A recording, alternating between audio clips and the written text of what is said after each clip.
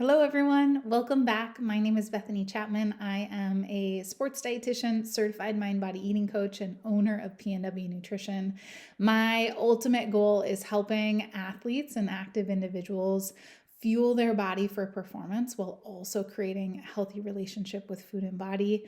Last week we talked a little bit about stress state response and how it impacts our digestion. And this week, as promised, I want to dive a little bit into something called the cephalic phase digestion and how it really impacts our body's ability to digest, absorb, and assimilate nutrients optimally.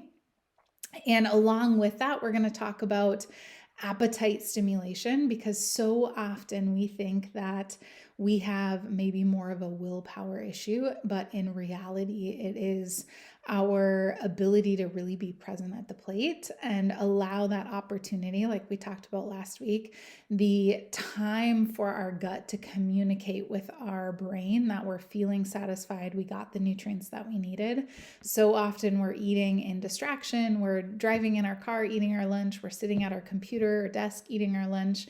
We're just on the move. We're a very fast-paced society, and it's very uncommon to really take that opportunity, sit down, really be fully present with the food that we're eating. So we're going to talk about why that's so super important and dive into what cephalic phase digestion even means this week. So when we talk about cephalic phase digestion, it's how taste, aroma, satisfaction, and visual stimulation of a meal impact our digestion, assimilation, and calorie burning, as well as our appetite. So really, research has been shown that 30 to 40% of our metabolism is actually stimulated by that cephalic phase of digestion. So really what that comes down to is our full awareness when we're eating has a direct impact on our body's ability to really optimize that metabolism, optimize our calorie burning, and optimally absorb those nutrients. So if you've ever had the experience of, say, talking about your favorite meal. For me, I love stuffed shells. It's one of my favorite meals, and it was my birthday request every year growing up. And so even the thought, like my mouth is already salivating at the thought of eating a plate of stuffed shells. And that alone is the cephalic phase of digestion because we're thinking about that food, we're stimulating that saliva. What also happens is our stomach acid increases. We have a variety of pancreatic enzymes which help with absorption and different hormones and enzymes that are really important in that digestion and absorption process. So when we say that, research shows 30 to 40% of that digestion and absorption actually happens with that head brain or that cephalic phase of digestion. Cephal meaning of head. It's really, really important that we don't miss this piece because we often think that it's all about the food of which we're eating, which is super important. That's one massive piece of the puzzle is what we are eating. And this has been kind of the focus of the start of my career as a dietitian is focusing on the foods that we're eating and transitioning into foods that are more supportive for our body. So what that looks like. And it's been a lot of focus on the types of foods that we're eating, but along the way, I've realized that there's certainly a missing piece. And that's where my passion started coming in. And I pursued to become a mind body eating coach because I realized that there's a big component with the eating psychology. There's a big component with how our mind, how our life outside of just the foods that we're eating, the stressors of our life, whether it's relationships, whether it's work, all of those things are going to impact our body's ability to actually digest and absorb those nutrients as optimally as possible. So even if we're eating the most healthy diet out there and we're eating all the foods that we feel like are best for our body, we're not optimally going to be receiving those nutrients if we're not focusing on those other aspects. So that's where cephalic phase digestion comes in. If we choose not to be awake at the plate, what is really happening is we are only giving our body maybe 60 to 70% efficiency in terms of digesting and absorbing those nutrients. And part of that is our lack of attention actually decreases blood flow to our digestive organs, and that decreases the amount of oxygenation that's being received, which decreases that metabolic response. So without getting adequate oxygen, we're not being able to absorb those nutrients in the same way. And similarly, we are not being present at the plate. So we're not giving our body that opportunity. Like we talked about last week, it takes 20 minutes for our gut to communicate with our brain that we're feeling satiated, we're feeling satisfied, and we got all the nutrients that we needed in that meal. If we're not taking the time to take those 20 minutes to really be present at the plate, experiencing pleasure, experiencing the taste, the aroma, the texture, all of those things, we're missing out on that experience and that cephalic phase digestion. And that's going to impact our ability to truly absorb those nutrients.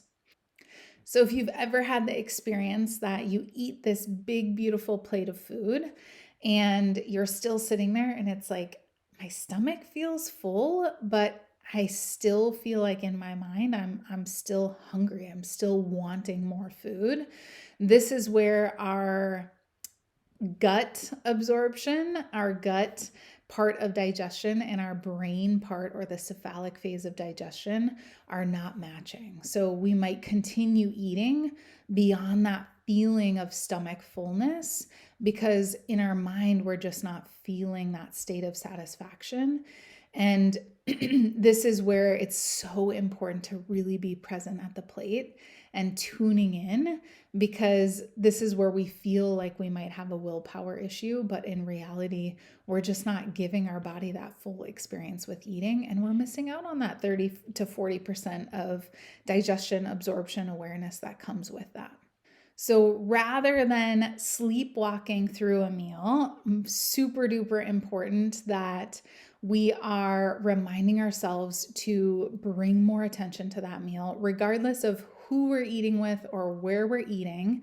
How do we bring more attention, more awareness, and more of that experience, right? Tuning into those senses. What does it taste like? What does it smell like? What's the texture like? Really allowing yourself to be present to experience that pleasure. When we are sitting and typing on our computers or driving and eating that food, we're not really being present. We're sleeping at the plate and we're not getting that stimulation and that satisfaction and that experience of eating. So then oftentimes we're left feeling hungry.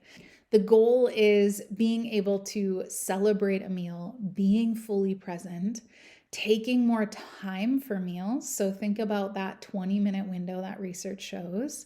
Can you spend a little bit more time? It might not even be 20 minutes. Maybe currently you're eating breakfast in 5 minutes and you bump it up to 8 minutes this week. And you're actually sitting at the table. You're not standing in the kitchen eating or whatever it might be. You're actually sitting really present for those 8 minutes and trying to kind of tune out some of those distractions that might impair that ability to really experience that head phase of digestion or cephalic phase digestion.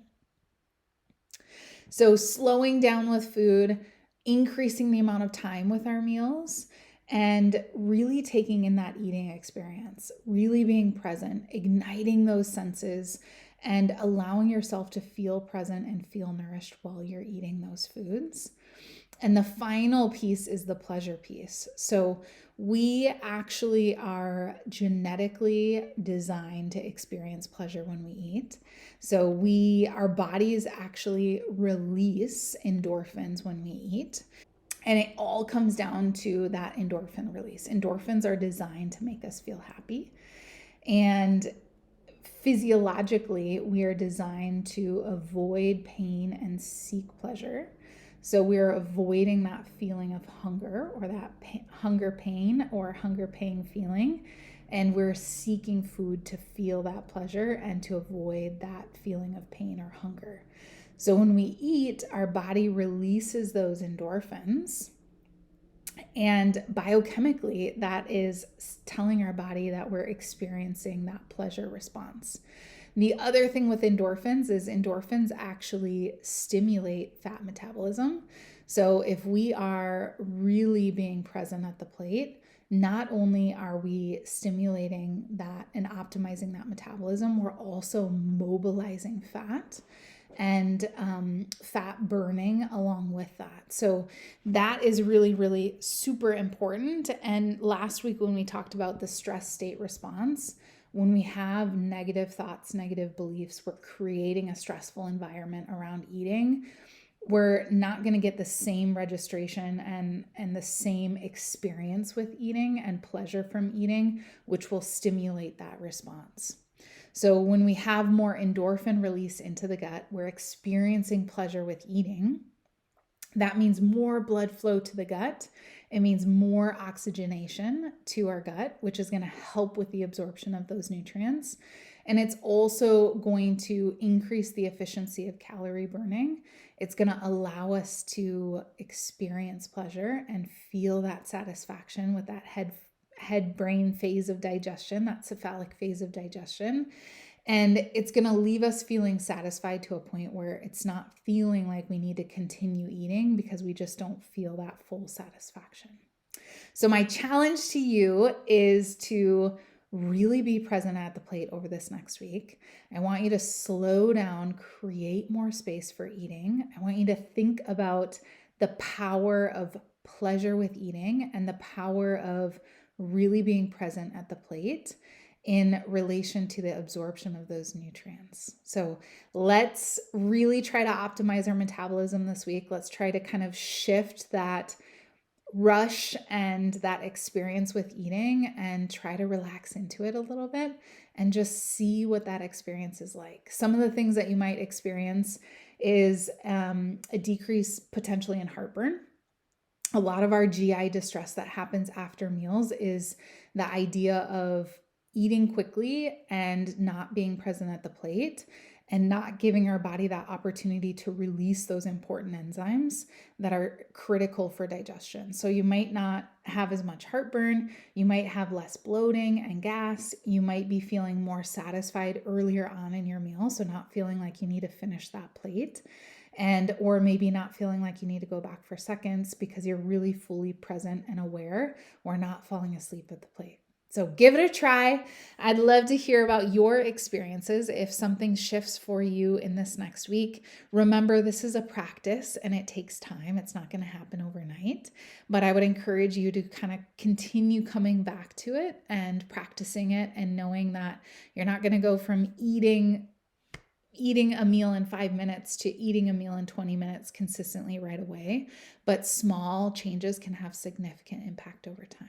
So that's my words of wisdom this week. If you enjoyed this video, if you have any questions, don't hesitate to reach out. Thanks.